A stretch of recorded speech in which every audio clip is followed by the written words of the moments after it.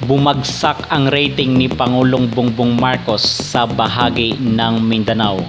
Yan ang ating tatalakayin at ang ating himay-himayin sa videong ito. Pero bago ang lahat mga kapolitika, ay huwag kalimutang kayo ay mag-like at mag-subscribe muna dito sa ating YouTube channel para updated kayo sa issue ng ating bansa at issue ng ating lipunan.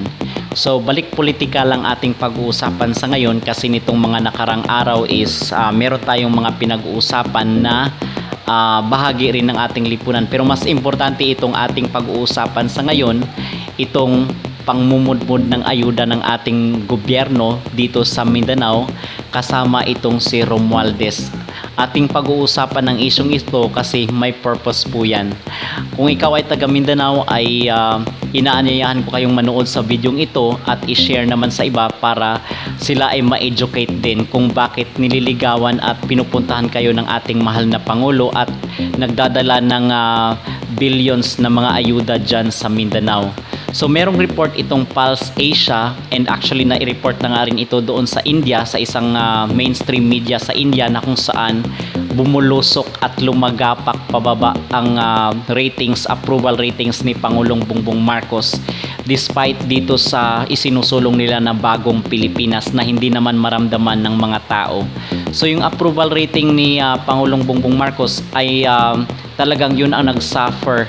Nasa 68% nung nakarang taon and ngayon is nasa 55% na lang.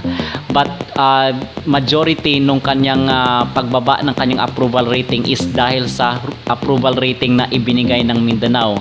So ilang percent ba yung ibinigay na approval rating ng Mindanao? Nasa 22% lang naman yung nag-decline dito sa kanyang approval rating na kung saan galing sa bahagi ng Mindanao. At yun ang reason kung bakit nagpupunta ang ating mahal na Pangulo kasama itong si Romualdez kasi mag-election next year and alam naman natin na malaking bahagi ng Mindanao is malaki ang kanyang role para maipanalo ang isang kandidato. Halimbawa na lang nung 2016 election na kung saan is tinambakan itong si Pangulong Bongbong Marcos ni Vice President Leni Robredo at ang boto po ng Mindanao ang nagpanalo dito kay Leni Robredo at ang sabi ni Bongbong Marcos is naghain sila ng petisyon dito sa korte na iimbestigahan yung pandaraya di umano, but ang sabi ng korte everything is regular, so walang irregularities dito sa election sa 2016. So natalo siya, it's because due to the fact na ang mga taga Mindanao nung time ng tatay ni Bongbong Marcos is hindi maganda ang kanilang experience. So yan ang reason kung bakit merong konting hatred itong Mindanao dito kay Pangulong Bongbong Marcos at natalo siya nga nung 2016. Pero bakit nung 2022 is nanalo itong si Pangulong Bongbong Marcos? And it's mainly because of Inday Sara Duterte kasi ang Mindanao is nasa 15 million registered voters po yan. So hindi basta-basta na yung 15 million sabihin lang natin na sa 70% is mawala. So malaking bagay na po yun na maipapanalo ng isang kandidato kung makuha niya yung loob ng Mindanao ng mga Bisaya. And gusto ko ring bigyan ito ng opinion at reaction mga kapolitika kasi ako ay isang taga Mindanaoan din and gusto ko rin ma-educate yung aking mga kababayan dyan sa Mindanao. And ditong nakarang araw is merong mga pa-concert na namimigay ng mga titulo ng lupa and doon sa mga ayuda na kulang-kulang. So ito ay ang sabi rin naman ng mga tao is tatanggapin nila yung ayuda na binibigay sa kanila ng gobyerno because obviously is galing din naman yan sa mga buwis ng taong bayan. So kumbaga is tatanggapin na lang nila yung ayuda na binibigay sa kanila pero iboboto nila yung mga politiko or mga public servant na naayon sa kanilang puso at isipan. So yun lamang po yun kasi naalala ko nung bata ako is merong pag merong baha or merong mga krisis doon sa lugar namin is nagpupunta itong mga politikong ito para magbibigay ng mga ayuda. And pagdating ng eleksyon, yung natatanda ng tao is kung sino yung nagbigay sa kanila. So yun talaga ang pinakamalaking factor kung bakit ka iboboto ng mga tao, ng mga Pinoy. And yun, kaya ginagawa ito ng kasalukuyang administrasyon, kasalukuyang gobyerno, kasi alam nila paano yung saan nila kilitiin yung mga Pilipino, and dahil dito sa mga ayudang ito na binibigay. But in return for that, pag sila ay nakaupo na, is mas malaki pa yung kukunin nila. Okay, mas malaki pa yung kukunin nila kaysa dito sa binibigay sa mga tao. Kasi pag darating na yung eleksyon, sasabihin ng mga tao, iboboto ko si ganito kasi mabuti pa nga siya nung time ng krisis ito, nung baha, is siya yung nagbigay ng ayuda. Okay, hindi ba pwedeng yung tao ang iboboto mo dahil malinis yung kanyang hangarin at kilala na? And ngayon is 2024 na, and laganap na yung social media. Alam na natin yung baho ng kanya-kanyang mga politiko. Itong mga ganito kasi yung mga klase ng traditional politicians, and marami nga ang nagsasabi na kung saan is itong meron kasing nangyari na pagputok ng bulkan dyan sa Canlaon, and ang sabi ng mga tao, mas inuna pa daw ni Bongbong Marcos itong mga tao dito sa Mindanao, itong mga party-party, mga concert dyan sa Bagong Pilipinas, kaysa dito sa pagpunta dito sa sumabog sa Canlaon.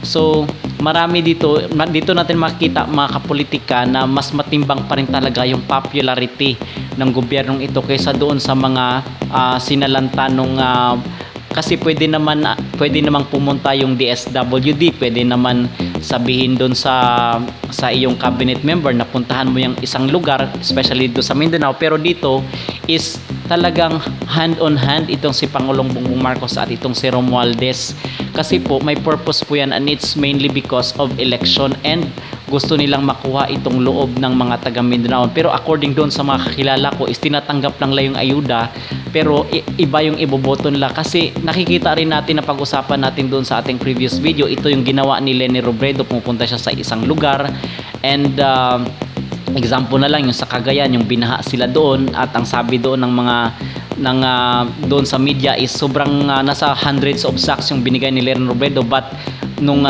time na ng election is iba yung binoto ng mga tao.